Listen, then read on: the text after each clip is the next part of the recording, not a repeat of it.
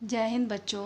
मैं ज्योति चौरसिया आपकी हिंदी टीचर। आज मैं हिंदी नवनीत के पाठ 3 अनचाहे मेहमान कहानी को बताने जा रही हूँ।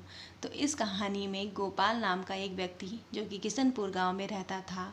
गोपाल बहुत गरीब था, लेकिन उसका स्वभाव बहुत ही उदार और धार्मिक था। रास्ते में उसे जब भी कोई साधु महात्मा दिखाई देता उसे प्रणाम करता और उससे उन्हें भोजन करने का आग्रह करता। गोपाल की पत्नी गोपाल के इसी आदत से बहुत परेशान हो चुकी थी। क्योंकि गोपाल को चिंता नहीं रहती थी कि घर पे भोजन बनाने के लिए आटा दाल चावल है भी या नहीं।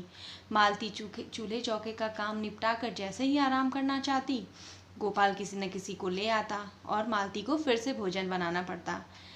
उसकी दयालु प्रवृत्ति का कई भोजन भट्ट यानी पेटू साधु लाभ भी उठाते थे, जमकर खाते पीते। इससे घर में भोजन सामग्री जल्दी ही समाप्त हो जाती थी और गांव के बनिए से उधार भी लाना पड़ता था।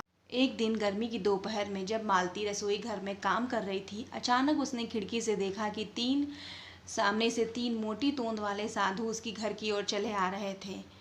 साधुओं ने गोपाल के पड़ोसी से पूछा, इशारे से पूछा कि गोपाल का घर कौन सा है। पड़ोसी ने उंगली दिखाते हुए बताया उन्हें। मालती को समझने में यह देर नहीं लगी कि आज फिर गोपाल ने साधुओं को भोजन पर बुलाया है। साधुओं की मोटी तोंद से मालती ने अनुमान लगा लिया कि एक साधु कितनी पूड़ियाँ खाने वाला है। और सुबह से काम करते करते उसकी बुरी हालत हो चुकी थी, बहुत थक चुकी थी वह। ऐसी भीषण गर्मी में दोबारा खाना बनाने का उसका बिल्कुल भी इच्छा नहीं था। उसे इस मुसीबत से छुटकारा पाना था और उसे एक उपाय सूझा। दरवाजे पर जब आकर साधुओं ने आवाज़ लगाई, अलख निरंजन। मालती ने दरवाज़ा खोला और साधुओं को प्रणाम किया। साधु ने बोला, साक्षात अन्नपूर्णा का अवतार हो, जैसा देवता पति वैसी ही देवी पत्नी। मालती ने मीठे स्वर में कहा, आइए आइए बाबा जी, आप आसन पर बैठिए, मैं शीतल जल लेकर आती हूँ। तीनों साधु आसन पर बैठ गए। मालती पानी लेने रसोई घर में चली गई। अचानक साधुओं की नज़र एक कोने में पड़ी। वहाँ एक बड़ी सी ओखली और भारी भरकम मूसल रखा हुआ था।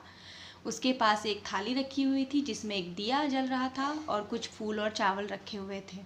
लगता था कि आज उस स्थान पर पूजा होगी। मालती पानी लेकर आई। तभी एक साधु ने पूछा, देवी, इस ओखली और मूसल की पूजा कौन करता है? तो मालती ने आश्चर्य से पूछा, आपको नहीं पता? फिर बोली, ओखली और मूसल तो मेरे पति के देवता हैं। यह ओखली महीने में एक बार किसी व्यक्ति का रक्त मांगती है। पति आएंगे तो आप तीनों में से किसी एक के सिर में यह मूसल मार डालेंगे और रक्त से इसकी पूजा होगी। मालती की यह बात सुनकर साधुओं का कलेजा कांप गया। स्वादिष्ट खीर पूरी के स्थान पर उन्हें अपनी मौत सामने दिखाई देने लगी। मालती दुखी होकर बोली, आप ही कुछ कीजिए बाबा जी। मैंने उन्हें कितनी बार समझाया कि किसी की जान लेना पाप है, लेकिन वे कहते हैं कि उनके परिवार में यह वर्षों से ऐसी ही पूजा होती आ रही है। साधु तुरंत उठकर बाहर की ओर भागे। मालती को हंसी आ रही थी, किंतु वह फिर भी गंभीर बनी रही। तभी गोपाल बाहर से आता दिखाई दिया। अंदर आकर उसने हैरानी से पूछा, अरे क्या हुआ? साधुओं को भोजन करने के लिए घर भेजा था, कहाँ गए वे तीनों? मालती ने कहा, वे मूसल को मांग रहे थे, किंतु मैंने देने से मना कर दिया। इसी बात से क्रोधित होकर वे चले गए। गोपाल ने कहा, ओह मालती, अगर वे इस मूसल को मांग रहे थे तो तुम्हें दे देना चाहिए था। लाओ जल्दी मूसल मुझे दे दो, मैं जाकर उन्हें रोकता हूँ।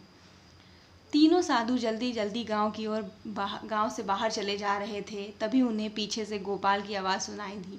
वह हाथ में मूसल लेकर उनकी ओर दौड़ा आ रहा था और चिल्ला रहा था, ठहरो ठहरो, आप ऐसे नहीं जा सकते, मैं मूसल लेकर आया हूँ।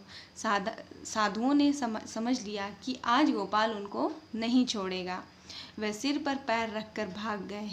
गोपाल को आश्चर्य है कि अब कोई साधु महात्मा उसके घर भोजन करने क्यों नहीं आता।